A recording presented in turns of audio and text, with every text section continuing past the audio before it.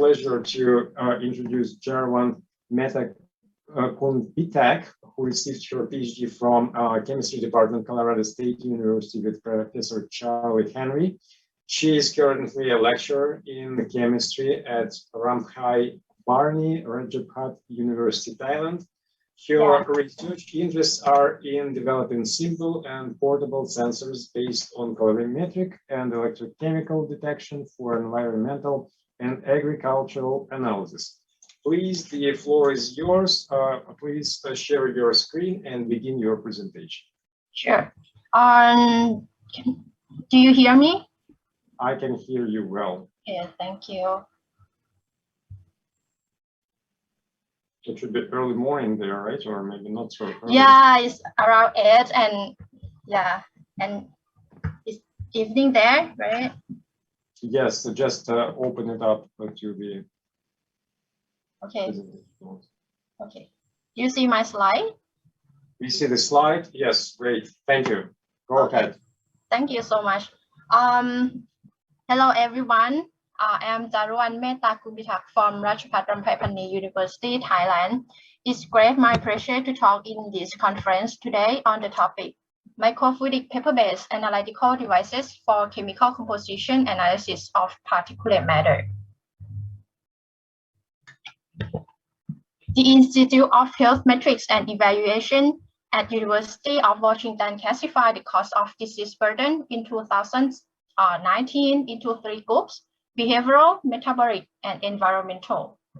The majority of environmental factors contributing to disability in people came from air pollution. And particulate matter is the top first rank in air pollution problem causing illness. Particulate matter, also known as particle pollution, is heterogeneous mixture of solid and liquid particles suspended in the atmosphere. Particulate matter affects too many vital organs in human body, such as lungs, heart, and central nervous system. Nowadays, developing countries like Thailand face very severe level of air pollution. This is a beautiful picture of Mystery Mountain in northern Thailand, and it is the attractive place for worldwide traveler. And we can see this big mountain from the long distance. However, this big mountain is hidden by particulate matter, and there was a person who wear a new mask to bike in this area on that day for 3 hours, and the mask turned to be dirty. The cause of particulate matter in this area came from crop burning.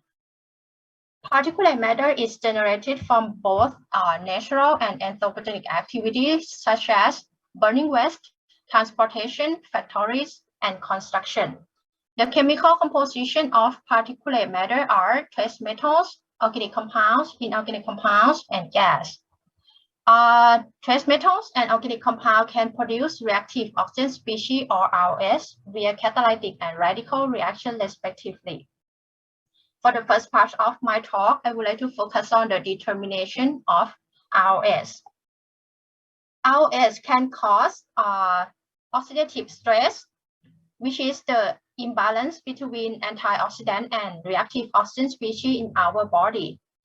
Oxidative stress can cause inflammation, tissue injury, and cancer. So particulate matter is upgraded to group 1 carcinogen already. The common method to detect ROS in particulate matter include spectroscopy, HPLC, and electrochemistry. The traditional assay to use in spectroscopy is dithiothiazole or DTT assay. DTT can react with DTNB to produce the yellow color product. However, when ROS appear in the solution, DTT react with ROS, so the yellow product decrease. However, the spectroscopy or HPLC or electrochemistry require expensive instrument and long-term analysis. Microfluidic paper-based analytical devices were developed for ROS detection. Microfluidic paper-based analytical devices or micropads are low cost, convenient, sensitive, portable, and we can see the color change by naked eye. This is the picture of a micropad to detect RS in particulate matter. We can see the yellow development at the end of the detection zone, and we can convert the yellow intensity to RS amount by using the MHJ program. However, these micropads based on colorimetric detection also require additional detection tools. So in our group, we developed these 10-based micropads that the concentration of the analyte is proportional to the distance length. So these 10-based MPads don't require the detection tools that can reduce the errors from the external light. This is the design of the device that consists of the sample inlet, the stress channel, and the scale. We dropped the DTT and DTNB on the stress channel, so the yellow color developed. And when we added the solution containing RS, the white band was developed, and the length of the white band is proportional to RS amount. And this is the picture of the device to detect RS at various concentration, and we use 1,4-neptoquinone as the representative of RS. And this device can lower limit of detection down to 1 microgram. And then we took the device to do the validation with the UV visible spectroscopy. And we found that the percent recovery from both methods were very close. Next, I would like to draw your attention to the next chemical component in particulate matter, which are trace metals. The conventional method to detect trace metals in particulate matter are ICP-MS and atomic absorption spectroscopy. Again, however, these techniques are expensive, complicated to use, and they also require large sample volume. Microfluidic paper-based analytical devices were developed for trace metal analysis in particulate matter. This work proposed to analyze iron, nickel, copper, and chromium based on colorimetric detection. They can lower limit of detection of 1 to 1.5 microgram for iron, nickel, and copper, and 0.12 microgram for chromium. However, these limits of detection were not low enough to detect trace amount of metals in particulate matter. So electrochemical detection was proposed to lower limit of detection. And this is the brief procedure to use electrochemical sensor to detect trace amount of metals in particulate matter. Particulate matter is collected by ultrasonic personal air sampler developed by Vulcan Group at Colorado State University. And we developed portable electrochemical sensor to detect trace metals in particulate matter. Previously, we proposed this kind of sensor to detect zinc, cadmium, lead, cobalt, and nickel in particulate matter. However, this design could not detect a few metals at once at most. So we adapt JNAS EPAD, JNAS concept to electrochemical paper-based analytical devices. The JNAS EPADs allow the device to do simultaneously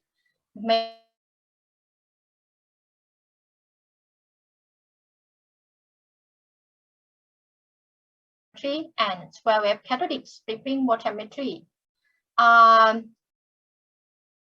The detection zone each consists of a shared counter and a shared reference electrode with the separated working electrode for each metals. And the preconditioning agent was dry on the device arm. We use a state buffer as the preconditioning agent or supporting electrolyte for cadmium, lead, copper, and iron. And we use carbonate buffer for nickel detection. A paper containing chelating agent is inserted under the device, And we use 1,10-phenanthroline as a chelating agent for copper and iron, and use dimethyl glyoxide for nickel. When the solution of the sample is introduced into the system, it is online pretreated and detected with the specific modified working electrode at the end. We use square wave anodic stripping voltammetry for cadmium, lead, and copper detection, and use square wave cathodic stripping voltammetry for nickel and iron detection. If you are interested in more detail, please go to this paper. However, there were metals interfering with the target metal. For example, these are the voltammograms of cadmium and lead detection. However, when copper appeared in the system, the signal was suppressed a lot, as well as nickel detection. When iron appeared in the system, the signal was suppressed a lot as well.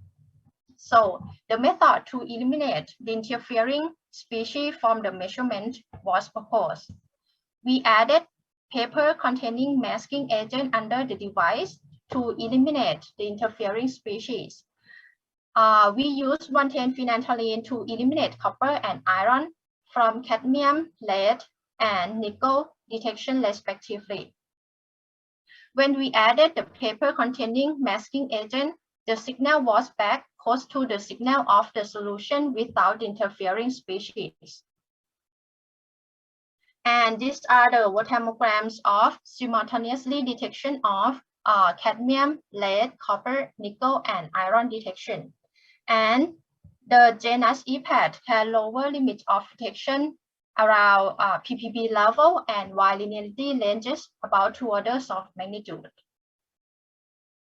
And then we took the genus EPAD to determine trace metals in particulate matter. We took some part of the filter to do microwave digestion using nitric acid and used sodium carbonate for neutralization. And then we took the results to do the validation with the ICP-MS method. The results from both methods were not significantly different at 95% confidence. In summary, we propose distance-based microfluidic paper-based analytical devices for reactive oxygen species measurement in particulate matter, and we also propose the genus EPADs for simultaneous detection of 5 toxic metals in particulate matter. Genus EPADs offer online preconditioning and interfering elimination, and genus EPAD achieve trace metal level of the integration and function within a single system. Finally, I would like to thank the members of my lab, JM Lab at Ratchapat Ramphaiphani University, Thailand.